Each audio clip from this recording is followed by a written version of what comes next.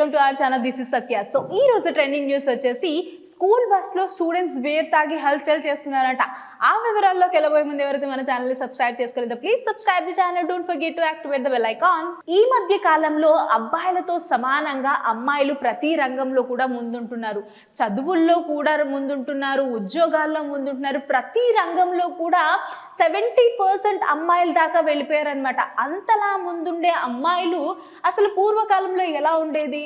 అసలు కొంతవరకు చదువుకున్నామా, స్టడీస్ అయిపోయాయా, పెళ్లి చేసుకున్నామా, అంతే, అక్కడ వరకు కంప్లీట్ అయిపోతుంది. కానీ ఈ జనరేషన్ అమ్మాయిలు మాత్రం ప్రతి దాంట్లో కూడా ముందుంటూ ప్రతి రంగంలో కూడా మేము కూడా ఉండాలి అని చెప్పేసి మనం చూస్తూ ఉన్నాం.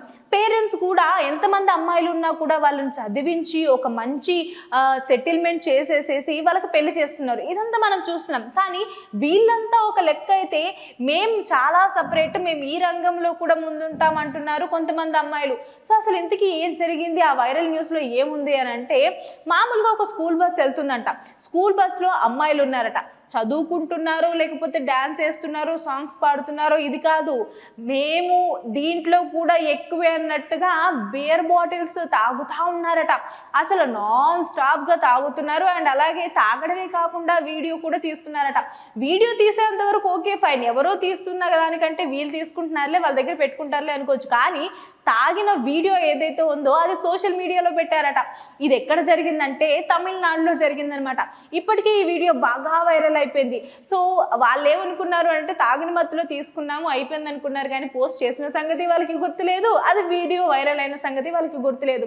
సో ఆ వీడియో తిరిగి తిరిగి వాళ్ళ దగ్గరికి రావడం, వాళ్ళు షాక్ అవ్వడం, ఈ వీడియో వాళ్ళు చదువుతున్న పాఠశాల ప్రిన్సిపల్కి తెలవడము అండ్ అధికారులకు తెలవడం, పోలీసులు చూడడం, ఇవంతా చూసి సో యాక్షన్ తీసుకుంటున్నారంట ఈ అమ్మాయిల మీద.